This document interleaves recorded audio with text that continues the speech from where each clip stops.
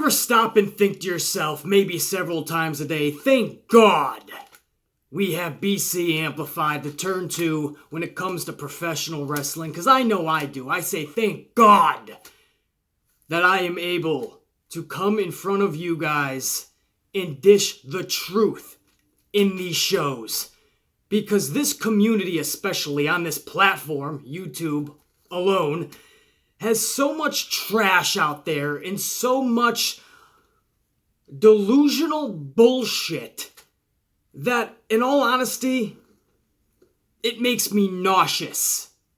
And that is why, whenever I am asked, do I watch anybody else? Do I listen to anybody else? Does anybody else pique my interest on this platform or in the wrestling community? And I always tell you guys no. And it's because whenever I do listen to 2 or 3 minutes of anybody else, it makes me nauseous because it is utter delusional bullshit.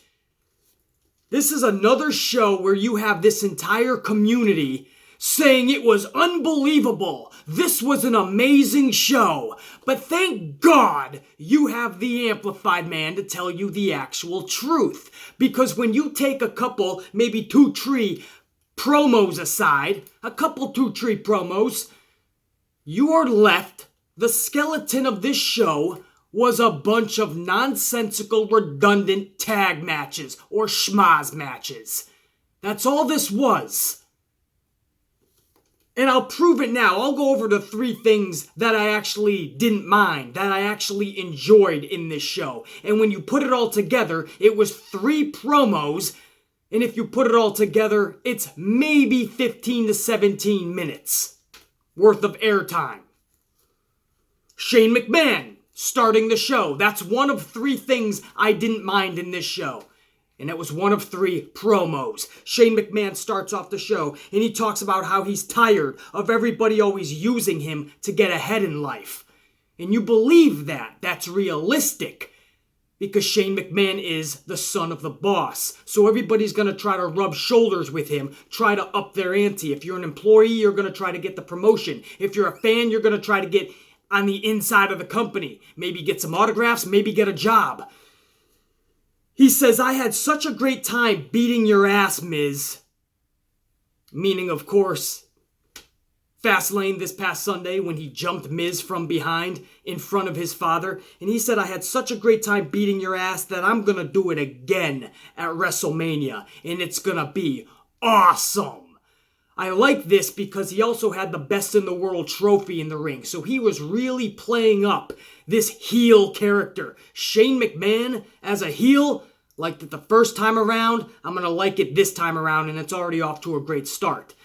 So, one of 3 promos done damn good last night. The second thing I liked from last night's SmackDown was another promo. This was Randy Orton and AJ Styles. Now, you guys know, I said from the beginning, this does not interest me at all for WrestleMania, Styles versus Orton, unless they captivate me. Because this screams they had nothing for AJ Styles for Mania. This screams they had nothing for Orton. If you think about it, leading up to WrestleMania, Styles has been irrelevant. Orton has been irrelevant for the longest time. So this is just them squishing them together. Let's just forget about them. We'll even put this as a fucking kickoff match, knowing WWE. So I said I'm not interested unless they get me interested. And I said they have the capability to get me interested, and they have, obviously, the capability to put on a damn good match at Mania. But is WWE gonna give them the time of day?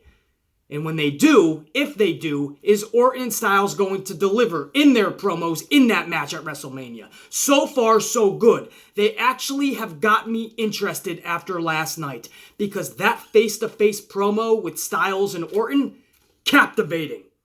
Orton goes on to say, this is an actual quote, while you were down in Florida getting a tan with Dixie Carter, meaning when he was in TNA, I was winning championships in the big league, 2006, 7, 8, 9, 2013, 2014, 2015. I was building this house. So no, this is not the house that AJ Styles built. This is the house that Randy Orton built. AJ Styles rebutted, and AJ Styles says, "You say guys like me weren't made for your world. That's fine, because the truth is, a guy like you would have never made it in the indies." And he says, "Not with this." And he does the Orton pose, mocking Randy Orton. And then he says, "Or a knockoff diamond cutter from Diamond Dallas Page," meaning the RKO. So he hit Randy Orton with a couple of low blows in that rebuttal. This pissed off Randy Orton. Whoa. Are you saying that your little indie buddies never knocked anything off from anyone else? What about this? And he gives the too sweet gesture that they knocked off, obviously, from the NWO. AJ Styles rebuttals. "At least my indie buddies earned their spot in the WWE. They didn't beg their daddy for a job," meaning Randy Orton's father, Cowboy Bob Orton. "I'm not gonna be your next victim," is what AJ Styles told Orton. But Orton rebutted with, "You don't have a choice. As long as you rent a room in my house, I'm the landlord, and rent is due, bitch." That was awesome. As long as you rent a room in my house, meaning the house that Orton built, I'm the landlord and rent is due, bitch. And that was great. And AJ Styles just said, "You want your rent? Come and get it." And he points up at the WrestleMania sign. No physicality. Don't know if we really needed it. That promo served its purpose and did its justice. So 2 for 2 on the Ultimate promos. The third and final, the only other good thing from SmackDown last night, was the end of the show. This was Vince McMahon coming out and making a decision on Kofi Kingston. And before he could actually make the decision by himself, the New Day came to the ring. They interrupted Vince McMahon, and they started to plead their case, Big E more than anybody, for Kofi. But it's Vince McMahon that totally, I want to say degraded, but it was so much more on a higher impact of disrespect. He went out and said, "Well, we enjoy the entertainment you provided us for 11 years, Kofi. You know, you're the guy who does all the special things at the Royal Rumble and all the cool things, and you're a consummate professional. You're on time. You're doing your moves. You're entertaining. That's great. But you're not an actual A player. You're not an A+ player. You don't belong with the championship. You don't even belong in that picture. You're just, nobody sees you in that way. You're just Kofi, the funny guy, the entertainer, the good wrestler. And that has its spot in WWE. But you're not heavyweight champion material. That's just not how anybody sees you."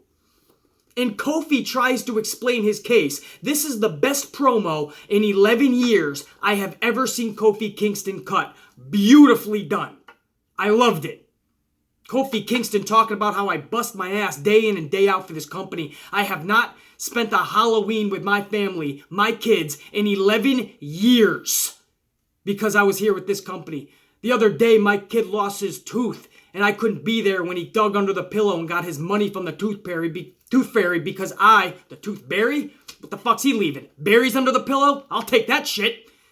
The tooth fairy, and he wasn't able to see his kid get that money underneath that pillow because he was busting his ass for that company. Something he has done for Vince McMahon day in and day out for 11 years, and he gets zero respect.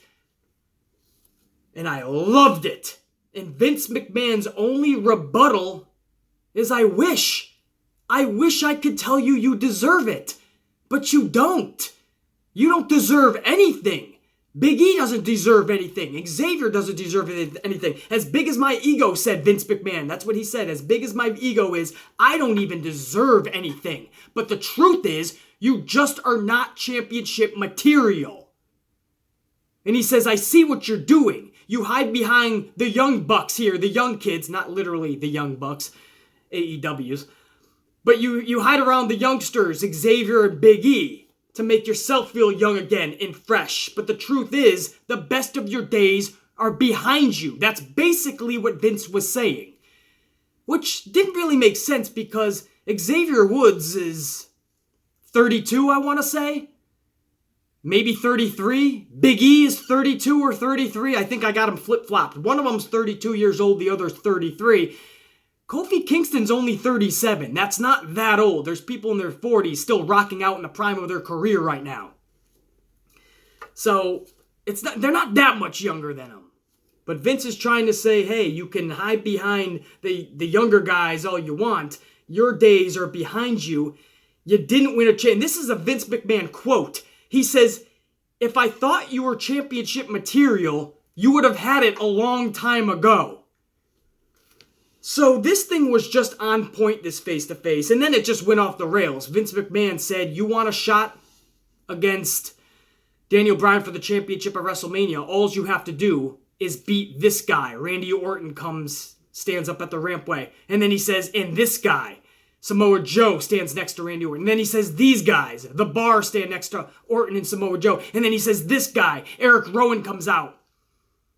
You have a whole cast of characters that Kofi Kingston has to defeat next week in a gauntlet match. That's intriguing. We saw the first time the gauntlet match went off with Kofi Kingston, and he was catapulted to rocket star status.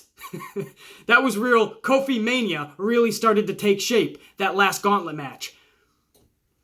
So this one's going to be fun, and especially now Kofi has to beat all these individuals.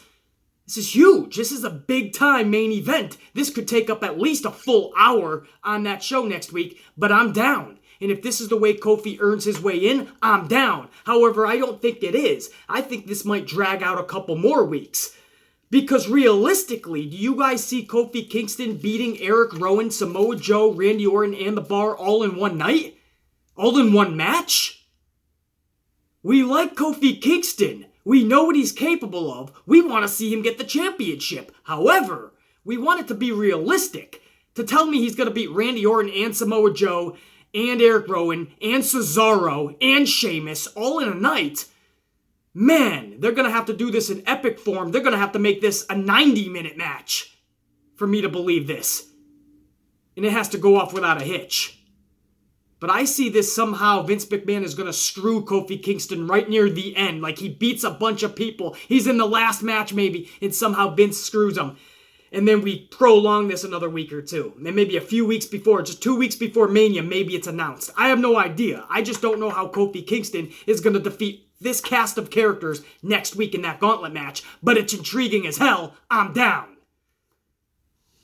I love that. What do I have to do, Vince? What do I have to do? Just tell me. And Vince introduces this cast of characters. And it's basically impossible. Kofi basically has no chance. No chance in hell. And that's what makes this fun going forward. So I love the storyline here. People are comparing it to Daniel Bryan. I think it has its own kind of aura around it. Its own presence to stand on. Its own legs to stand on. So I'm totally down with this, guys. And I love the way this is going about. I loved it from day one. I think this is one of those stories that has been going off without a hitch. Now, those were the 3 good things from SmackDown last night. I like Shane McMahon's promo. I love the Randy Orton, AJ Styles face-to-face promo. That actually finally got me interested into seeing where this story leads to in their outcome at WrestleMania in that match. And then the third thing was Kofi Kingston and Vince McMahon's face-to-face, pleading to Vince, and Vince throwing yet another huge, insurmountable obstacle in Kofi's way to prevent Kofi Mania from happening. But it'll happen, I promise you guys. Kofi Kingston and Daniel Bryan will be in that main event. I just hope Vince doesn't turn it into a triple threat or fatal 4-way schmaz. But those were the 3 goods from SmackDown, and they were just promos, and all 3 of them collectively didn't equal 20 minutes of the show. And yet, everybody is giving this 100 thumbs up. Everybody's saying this was an amazing show. This feels like WrestleMania. Listen, this is why you have the Amplified, man, thankfully, because everybody else on this platform is nothing but clowns, sideshow jokes. Wouldn't know the truth if it hit him in the face like a ton of bricks. Would not know what hit them in the form of truth. But thankfully, I'm going to hit everybody with those bricks of truth. Starting with the 8-man tag match that started off SmackDown. That's right, you like schmazes? You're going to love this. This is Shinsuke Nakamura and Rusev with The Bar versus the Hardy Boys, Ricochet and Aleister Black. For the life of us, we cannot separate Aleister Black and Ricochet. They're together like two peas in a pod. For some reason, Vince sees Aleister Black and Ricochet like peanut butter and jelly. He just cannot separate the shit. So now we have an 8-man tag schmaz. For what? Just because Vince likes to use all of his talents in one match because he doesn't want to get creative. He wants to take the easy way out. And if you're going to separate people and individuals, that's going to take too much time and too much creativity. Let's throw them all in one match and create chaos. Because in today's society, where everybody's on their phones anyway, people want on to the next. Everybody gets bored with anything that's over 5-minute matches between a one-on-one individual match. Well, no. If you do it correctly, they'll be captivated. But again, it takes time and creativity, something Vince doesn't want to do. And doesn't let his creative staff do. Or maybe they're just not creative. Maybe the whole company from within is just a failure, a botch of epic proportions. But an 8-man tag schmaz to start off SmackDown, match-wise. New Day interferes. We don't even get a fucking clear-cut winner. New Day interferes, cleans house. And that's that. New Day's pissed off. They're taking matters into their own hands. BC, this tells the story of Kofi better. So you waste 8 individuals in a nonsensical match just to tell that story? I could have done that a million better ways. So anyway, match-wise, we get an 8-man tag schmaz to start off. I already went through the Styles Orton promo. No, let's get to the next match. This is going to be Asuka. This is the only one-on-one match the whole night, guys. Asuka took on Sonya Deville, and it lasted 3 minutes. Can't make that shit up. That's why I do my research. Before I call a show amazing or I give it all these thumbs up, I got you, Simon. You want to give 100 thumbs up to every fucking show, even if it's criminally tragic. You're a joke to this platform if you're going to lie to your audiences continually. Thumbs up. Stick your thumbs up your fucking ass. Asuka defeats Sonya Deville, which should be happening, but in 3 minutes, is this the women's evolution everybody was talking about? Meanwhile, you got somebody like Naomi, who can't even get the time of day on these shows. Somebody like Naomi, who's got the athleticism second to none. Somebody, you talk great wrestlers in this company, in this business, in this industry, and Naomi isn't up there?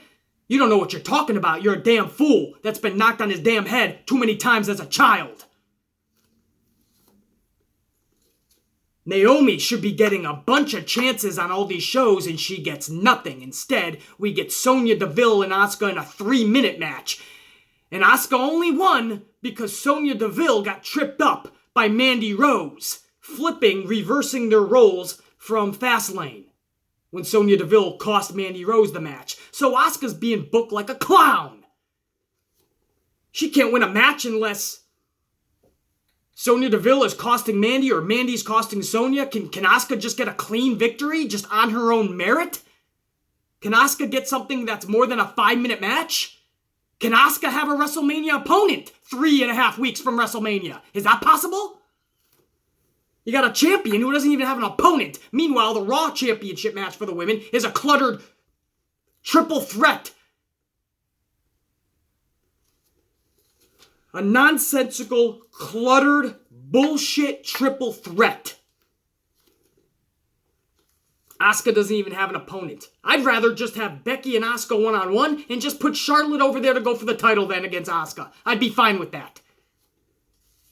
At this point, give Naomi Asuka. That'd be a damn good match. Naomi gives everything she's got against Asuka at WrestleMania. She doesn't have an opponent anyway. Lord knows they're not giving anything to Naomi, not even the time of day. Not even a look in her direction. That was your only one-on-one match, a 3-minute women's match. Asuka defeats Sonya Deville. Now let's get back into our tag team programming. It used to be called SmackDown. Now it's SmackDown. Rey Mysterio and R-Truth take on Samoa Joe and Andrade Cien Almas in a tag team match. Let's just take everybody that was in the Fatal 4-Way United States Championship schmaz match from Fastlane and let's throw them in a tag match. Simplistic, easy booking for Vince. I ain't gotta worry about it. I ain't even gotta put thought into it. Zero creativity needed. Samoa Joe pins Rey Mysterio. Oh, no, I'm sorry. Joe got pinned by Mysterio. This fucking totally irates me. I just said in Fastlane's Good, the Bad, and the Ugly review video, Samoa Joe finally looked like a champion, a beast, because he tapped out Rey Mysterio. Not only does he have a championship, but he's being looked at now as a champion. He's being looked at as a beast because he's winning his matches. When you stop 50-50 booking people, they look like champions. They look like superstars. So what do? After Samoa Joe's big victory over Rey Mysterio at Fastlane 2 nights later, in a nonsensical tag match, Samoa Joe is being pinned by Rey Mysterio. 50-50 booking, even for your champions. It's bull. I cannot tell you how frustrating that is. Samoa Joe dropping taking, I should say, another loss, another L. 2 nights after he just beat Mysterio, and he started to get momentum. After the match, he goes insane. He takes out R-Truth. He even takes out his tag team partner, Andrade Cien Almas, but they were never really buddies anyway. They were involved in the Fatal 4-Way Schmaz US Championship match. So that was no big deal. So now he's pissed off. He's taking everybody out. Are we supposed to look at Samoa Joe as that monster again? You just got beat again, dude, by Rey Mysterio. 50-50 booking is absolutely shredding, killing this company. Your champions should not be 50-50 booked. More than anyone. Especially in a nonsensical tag match that I could... You talk, take it or leave it, I can leave it. We're not even done. Another tag team match. This is supposed to be the wrestling main event of last night. Daniel Bryan and Rowan. You know it's going to be a great night when Rowan is in your main event.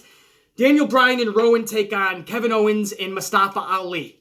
By that point, the crowd was dead from the night anyway. Mustafa Ali got 0 reaction. Not saying he should anyway, but he got 0. Kevin Owens barely got one. And this match was so fucking over-the-top boring. Even if you don't smoke cigarettes, I would go buy a pack from the local convenience store and start chain smoking because that's how boring it was. And trust me, I don't smoke cigarettes and I don't condone it. But it's something to do that's going to be much more entertaining than a tag match like that. On a show that is just several weeks before WrestleMania. Rowan just pins Mustafa Ali easily. Mustafa Ali's losing streak continues. He has not won on television in all of 2019. This is his, I believe, 5th televised match that he's lost. Maybe 6th if you count the pay-per-view at Fastlane. But he has not won in all of 2019, and I know he's been out a few weeks with the injury, but that's just a few weeks. We're in the middle of March, and he has not won at all on television in all of 2019. So Mustafa Ali's stock could not be lower. And I'm not saying he should be in main events or should be given the title. Absolutely not. But man, for a main event of SmackDown a few weeks before WrestleMania, it's just Rowan simplistically pinning Ali like nothing, just grips his head, little head chokeslam. That's it. That's the match. Kevin Owens loses. Mustafa loses. Daniel Bryan and Rowan walk up the rampway. That was your main event. Were you excited? Did that captivate you? A few weeks before Mania? I can't talk about anything else. That was the wrestling. 8-man schmaz tag match. 2 more tag matches. One one-on-one match for 3 minutes with the women. And that was SmackDown. I'm sorry. I can bore you a little bit more for a second. Becky Lynch cut a promo with Charlotte at the rampway. And they had a little back and forth blah, blah, blah promo. Nothing of importance. Nothing of significance. I belong here. No, you don't belong here. I belong in the match. No, you don't belong in the match. I'm going to beat you. No, I'm going to beat you. You're going to bow down to the queen. We don't need a queen because the man is here. Becky, Becky, Becky. And that's your main event at WrestleMania. But this show was amazing. I'd give it a 10 thumbs up. And I'd give it 17 thumbs if I had 17 thumbs. But why don't I just count 17 ups? And every other YouTuber and every other wrestling journalist or commentator on wrestling fucking personality, everybody's praising this show. They're bullshitting you. If you really did enjoy it, golf clap. That's awesome for you. But my job here is to tell you the truth, to dissect these shows. And I promised you guys, and I do not lie, When it became really into WrestleMania season after Fastlane, I'm not giving any mulligans, and I mean it. They have to come from top to bottom, start to finish, beginning to end, with dynamite shows, or I am not fucking around. I'm not letting them off the hook. You might be pleased with a couple of good promos last night, and maybe there was a schmaz match you didn't mind. The 10 minutes with 3 commercial breaks you found entertaining. That's great for you. Because I know I can speak for the majority when I say that's bullshit and unacceptable for WrestleMania around the corner in just 3.5 weeks. I don't need to speak anymore about this. I'm a busy man. I got a lot to do. I got a lot to get to. So I'm going to do that on this Wednesday morning. And that's another thing. That's why I wait till the next morning to give off these reviews and reactions. So I have nothing but clarity. I know that what I am speaking is truth. I sleep on it and I let it all sink in. And I tell you guys and I give you guys the best possible review you can get anywhere on this platform, because most people just want to get these reviews out ASAP. The second the show ends, they're spitting out a review because it's all about the money. They don't give a fuck about what they're spewing to you. They don't care about the nonsense. They got their little agenda, their narrative. They want to get that easy money from their subscribers and their viewers. I don't give a fuck about I got plenty of fucking money, I assure you.